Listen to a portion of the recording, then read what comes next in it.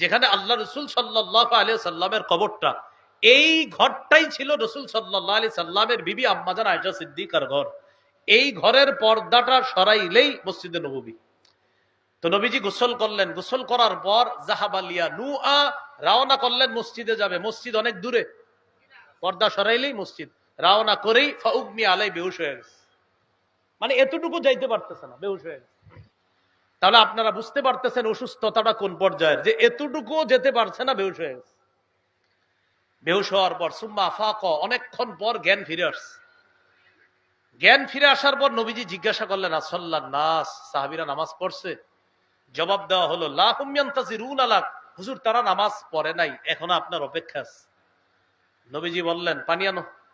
আবার পানি আনাইস। আনানোর পর নবীজি তার শরীরের দুর্বলতা কাটানোর জন্য, বেহুশি ভাব দূর করার জন্য ফাগতাসালা, আবার পুরো শরীরটা আবার ধৌত করছে। ধৌত করার পর জাহাবালিয়া নু আবার রওনা করছে নামাজ পড়ার জন্য মসজিদে। ফাউগমি আলাই, আবার বেহুশ হয়ে গেছে। কয়বার হলো? দুইবার। বেহুশ হয়ে যাওয়ার পর সুম্মা আফাক, অনেকক্ষণ পর হুশ ফিরে আসছে। হুশ ফিরে আসার পর নবীজি বললেন, সাল্লাল্লাহু নাস, সাহাবীরা নামাজ পড়ছে আসা? না হুজুর, এখনো পড়ে নাই। নবীজি বললেন আচ্ছা, তো আবার পানি আনো। আবার পানি আনছে। আবার পানি আনার পর নবীজি আবার শরীরটা ধুইছে। মুনাফিকদের কাছে বলেন আমার সাথে, মুনাফিকদের কাছে, আরো জোরে বলেন, আবার বলেন, দুই নামাজ সবচেয়ে ভারী। বিসমিল্লাহ বলেন, ফজর, এশা। এবার আপনারা বলেন, মুনাফিকদের কাছে কয় নামাজ সবচেয়ে ভারী? কোনটা কোনটা? ফজর আর এশা। রাসূলুল্লাহ সাল্লাল্লাহু আলাইহি সাল্লাম বলেন, লাইসা সালাতুন আসকালা আলাল মুনাফিকিনা মিনাল ফাজরি ওয়াল ইশা লাউ ইয়ালামুনা মা ফীহিমা লাআতাউহুমা ওয়ালাউ হাবওয়া।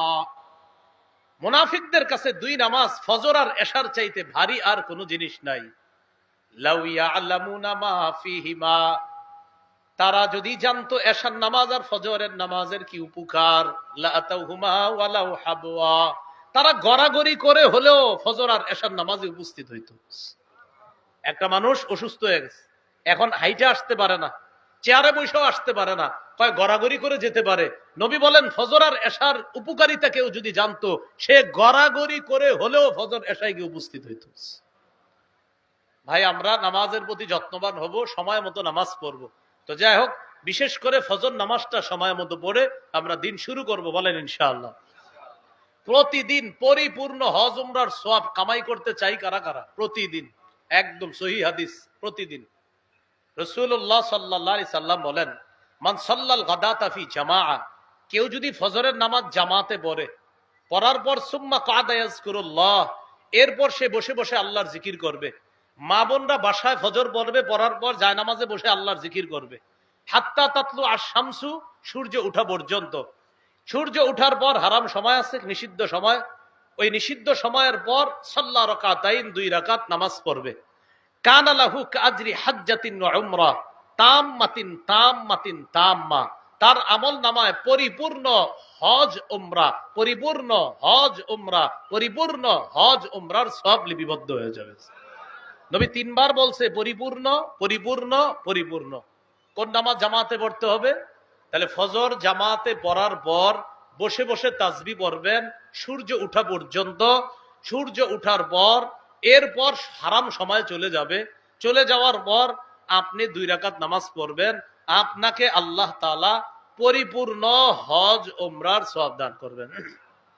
তাহলে ফজরের নামাজের মাধ্যমে আমরা দিন শুরু করব, বলেন ইনশাআল্লাহ। প্রতিদিন আমার আপনার নাম আল্লাহর দরবারে আলোচিত হবে যদি আমরা চাই। চান সবাই? দুই নামাজ, এই দুই নামাজে যারা গুরুত্ব দিবে, ফজর আর আসর, বলেন কোন নামাজ? তাহলে আশা করা যায় তাদের নামটা প্রতিদিন আল্লাহর দরবারে আলোচিত হবে। বাকি তিন নামাজ না পড়লেও চলবে নাকি? বিষয়টা এমন না, মানে ওগুলো তো পড়তেই হবে। এই দুই নামাজ যারা গুরুত্ব দিবে, বাকিগুলো অনায়াসে পড়বে। রাসূলুল্লাহ সাল্লাল্লাহু আলাইহি সাল্লাম বলেন, ইয়াতাআকাবুনা ফীকুম মালাইকাতুন বিল-লাইলি ওয়া মালাইকাতুন বিন-নাহার। পালাক্রমে দুই দল ফেরেশতা তোমাদের কাছে প্রতিদিন আসে, ফজরের সময় আর আসরের সময়। সুবহানাল্লাহ। সুম্মা ইয়ারুজুল্লাযীনা বাতু ফীকুম, আসরের সময় যারা আসে তারা আসর থেকে ফজর পর্যন্ত থাকে। তো আসর থেকে যে ফজর পর্যন্ত থাকে তারা কি মাগরিবের সময় খেয়াল রাখে না? আরে বলেন, আসরের সময় আইসা মাগরিব খেয়াল রাখে না? এশা খেয়াল রাখে না? এই আসরের সময় আইসা তারা আপনার মাগরিব এশার বিষয়গুলো দেখে। দেখার পর ফজরের নামাজ যখন আমরা পড়ি, এই ফজরের সময় তারা চলে যায়, আরেক দল ফজরের সময় চলে আসে। এখন এই দল আল্লাহর কাছে যায়, যাওয়ার পর আল্লাহ ফেরেশতাদেরকে বলে, কাইফা তারাকতুম ইবাদি, আচ্ছা আমার বান্দাদেরকে কিভাবে রেখে এসেছো দুনিয়াতে? ফেরেশতারা জবাব দেয়, তারাকনাহুম ইউসাল্লুনা আতাইনাহুম ইউসাল্লুনা, আল্লাহ আসরের সময় তাদের কাছে গেলাম, গিয়ে দেখি নামাজ পড়ে। ফজরের সময় তাদেরকে রেখে আসলাম, তখনও নামাজে রেখে আসলাম। দুনিয়াতে গিয়ে নামাজে পাইলাম, দুনিয়াতে নামাজে রেখে চলে আসলাম। তাহলে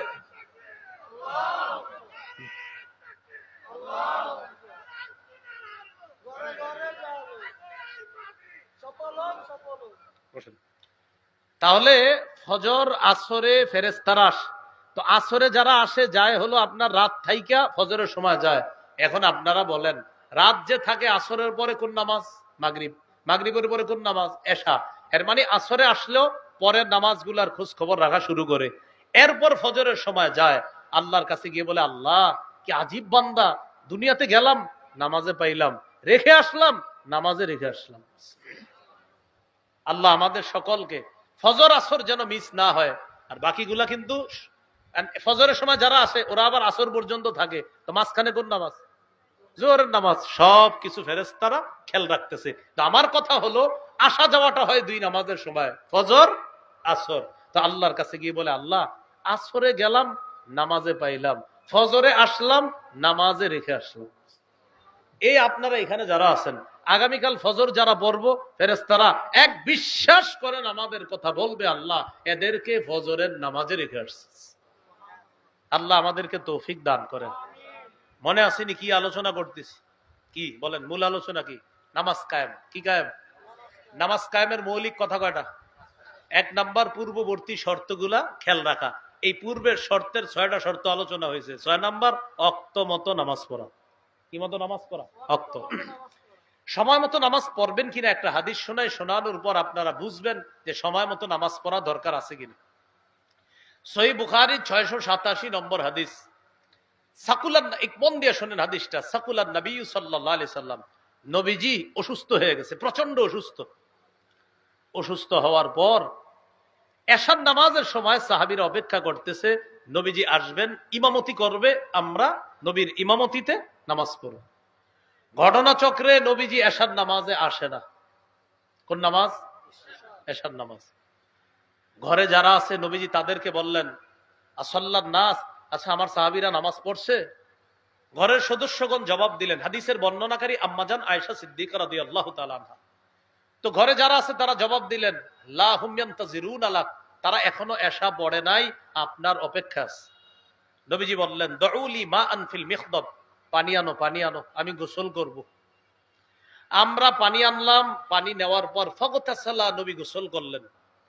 গোসল করার পর, প্রিয় ভাইরা মন দিয়ে শুনেন, পর্দাটা সরাইলেই মসজিদ। ঘরের পর্দাটা সরাইলেই মসজিদ। যারা আপনারা হজে গেছেন, উমরায় গেছেন, মসজিদে নববীতে যেখানে গেছেন, যেখানে আল্লাহ রসুল সাল্লাল্লাহু আলাইহি সাল্লামের কবরটা, এই ঘরটাই ছিল রসুল সাল্লাল্লাহু আলাইহি সাল্লামের বিবি আম্মাজান আয়েশা সিদ্দিকার ঘর। এই ঘরের পর্দাটা সরাইলেই মসজিদে নববী। তো নবীজি গোসল করলেন। গোসল করার পর জাহাবালিয়া নুআ, রওনা করলেন মসজিদে যাবে। মসজিদ অনেক দূরে, পর্দা সরাইলেই মসজিদ। রওনা করেই ফাউগমি আলাই, বেহুশ হয়ে গেছে। মানে এতটুকু যাইতে পারতেছে না, বেহুশ হয়ে গেছে। তাহলে আপনারা বুঝতে পারতেছেন অসুস্থতাটা কোন পর্যায়ের, যে এতটুকু যেতে পারছে না, বেহুশ হয়ে গেছে। বেহুশ হওয়ার পর সুম্মা আফাকা, অনেকক্ষণ পর জ্ঞান ফিরে আসছে। জ্ঞান ফিরে আসার পর নবীজি জিজ্ঞাসা করলেন, আসল্লান নাস, সাহাবীরা নামাজ পড়ছে? জবাব দেওয়া হলো, লা হুম ইয়ান্তাজিরুনা লাক, হুজুর তারা নামাজ পড়ে নাই, এখনো আপনার অপেক্ষা আছে। নবীজি বললেন, পানি আনো। আবার পানি আনাইস। আনানোর পর নবীজি তার শরীরের দুর্বলতা কাটানোর জন্য, বেহুশি ভাব দূর করার জন্য ফাগতাসালা, আবার পুরো শরীরটা আবার ধৌত করছে। ধৌত করার পর জাহাবালিয়া নু আবার রওনা করছে নামাজ পড়ার জন্য মসজিদে। ফাউকমি আলাই, আবার বেহুশ হয়ে গেছে। কয়বার হলো? দুইবার। বেহুশ হয়ে যাওয়ার পর সুম্মা আফাক, অনেকক্ষণ পর হুশ ফিরে আসছে। হুশ ফিরে আসার পর নবীজি বললেন সাল্লাল্লাহু নাস, সাহাবীরা নামাজ পড়ছে আসা? না হুজুর, এখনো পড়ে নাই। নবীজি বললেন আচ্ছা, তো আবার পানি আনো। আবার পানি আনছে। আবার পানি আনার পর নবীজি আবার শরীরটা ধুইছে। যারা নামাজের কথা বললে বলেন লুঙ্গিটা ভালো না, কালকে পরবো।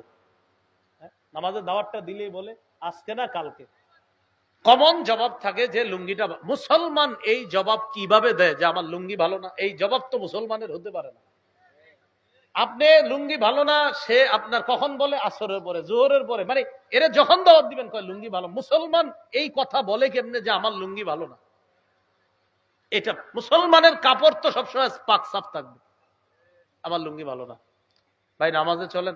আজকে না কালকে থেকে ধরবো, কারণ ওনার নিশ্চিত উনি আজ একদিন বাঁচবে উনি। নাউজুবিল্লাহ। কেউ কি নিশ্চয়তা আছে এরকম? হুজুর এখন ধরবো না, কবে ধরবেন? একটু বয়স হয়ে নে। ছেলে নামাজ পড়ে না, বাবার কাছে ইমাম সাহেব বিচার দিছে, আপনার ছেলেটা নামাজ পড়ছে না কেন? ইমাম সাহেব ছোট মানুষ, থাক না, মাত্র 21 বছরের শিশু। কয় বছরের শিশু? 21 বছরের শিশু, পড়বে ইনশাল্লাহ, আরো কিছুদিন পরে পড়বে। তো এই যে আপনি বাবা হয়ে সন্তানের ব্যাপারে বললেন কিছুদিন পরে পড়বে, আপনি দেখেন না কত সন্তান বাবার আগে দুনিয়া থেকে বিদায় নিচ্ছে।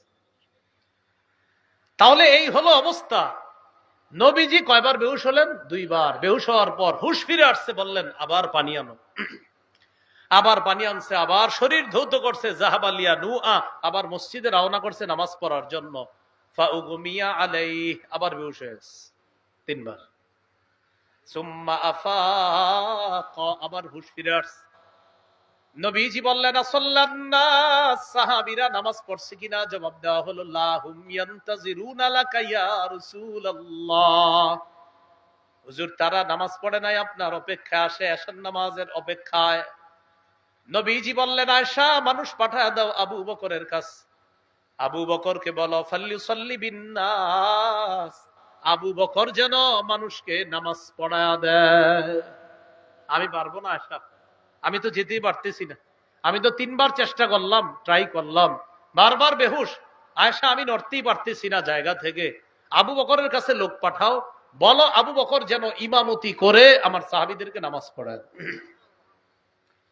আবু বকর সিদ্দিক রাদিয়াল্লাহু তাআলা আনহু নামাজ পড়ানোর জন্য যখন হুকুম গেল তার কাছে, আতাহুর রাসূল, এই রাসূলের বাংলা হলো, ওলামায়ে কেরাম যেহেতু আছেন এজন্য বাংলাটা বলি, এই ফা আতাহু হু আবু বকর, আবু বকরের কাছে এলেন আর রাসূল। এই রাসূল মানে দূত, দূত, দূত কি বলেন তো? দূত, সংবাদ পাঠক, সংবাদ বাহক। নবীর সংবাদ নিয়ে আসছে, এখানে রাসূলের অনুবাদ, রাসূলের সংবাদ বাহক আসলেন আবু বকরের কাছে। আসার পর বললেন আবু বকর, ইন্না রাসূলুল্লাহি সাল্লাল্লাহু আলাইহি সাল্লাম ইয়ামুরুকা আন তুসাল্লিয়া বিন নাস, নবী আপনাকে হুকুম করেছেন মানুষকে এশা পড়ায়া দিতে।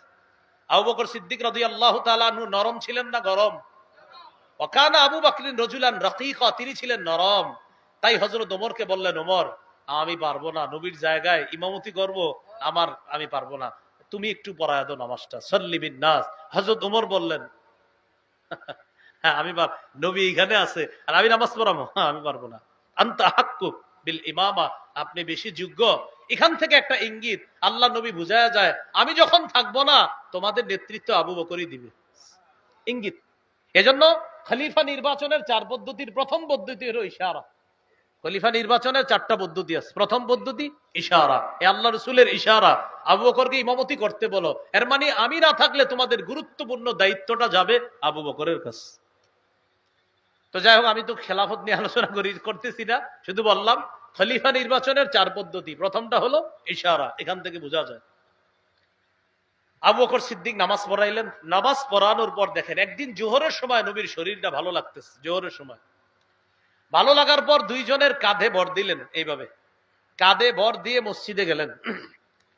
এই দুইজনের একজন ছিলেন আব্বাস রাদিয়াল্লাহু তাআলা, আর একজন হযরত আলী, কেউ কেউ লেখছেন তাদের দুইজনের কাঁধে ভর দিয়ে মসজিদে গেলেন। যাওয়ার পর হযরত আবু বকর সিদ্দিক যখন দেখলেন নবী মসজিদে আসছে, তিনি তার ইমামতির জায়গা থেকে সরে আসতে চাইলেন। নবী ইশারায় বললেন থাকো থাকো, ওখানেই থাকো। সুবহানাল্লাহ, থাকো। আবু বকর দুজনকে বললেন, আজলাসানি ইলা জামবি আবি বকরিন, আমাকে আবু বকরের পাশে বসায় দাও। নবীজিকে বসানো হলো, নবী আবু বকরের পাশে বসে সালাত আদায় করলেন। নামাজ চলতেছে চলতেছে, এইভাবে রসুলের অসুস্থতা চলতেছে। ঐতিহাসিকগণ লিখেছেন আল্লাহ রসুল ইন্তেকালের আগে মোট 13 দিন অসুস্থ ছিলেন। কয়দিন? এই ভালো হয় অসুস্থ হয়, ভালো হয় অসুস্থ হয়। সর্বশেষ যেদিন ইন্তেকাল করবে সেদিন আল্লাহ নবীর হঠাৎ পর্দাটা সরাইছে। সাহাবীরা নবীরে দেখলেন যে নবী পর্দা সরাইছে। সরানোর পর সবাই নবীর দিকে তাকায় রইছে। ফারিহু বিরুইয়াতিন নবী, সাহাবীরা নবীজিরে দেখা এত খুশি হয়েছে, তারা ভাবতেছেন আজকে মনে হয় নবীজি মসজিদে আসবে। খুব খুশি হইলেন। আল্লাহ নবী সবার দিকে তাকায়া তাবাসসামা, একটা মুস্কি হাসি দিলেন। এটাই ছিল রাসূলের শেষ হাসি, মুস্কি। এই শেষ হাসি, ইন্তেকালের আগে শেষ মুস্কি হাসি। হাসি দিলেন, সবার দিকে তাকায় এইভাবে।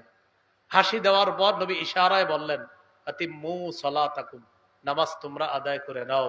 পর্দাটা টেনে দিলেন, রাসূল ভিতরে চলে আসলেন। এইভাবে দেখলেন, নবী হাসি দিলেন। কেন? নবীর অসাধারণ এই দৃশ্য খুব ভালো লেগেছে। আমি না থাকলেও আমার সাহাবীরা ইমামের নেতৃত্বে নামাজ আদায় করবে। আমি যে কষ্ট করে এই ইসলামের মধ্যে নামাজ প্রতিষ্ঠিত করার চেষ্টা করেছি, এই জন্য রাসূল এই জন্য তাদেরকে দেখে একটা খুশিতে মুস্কি হাসি দিয়েছে। সময় মতো নামাজ পড়বো তো ইনশাআল্লাহ। আল্লাহ তৌফিক দান করেন।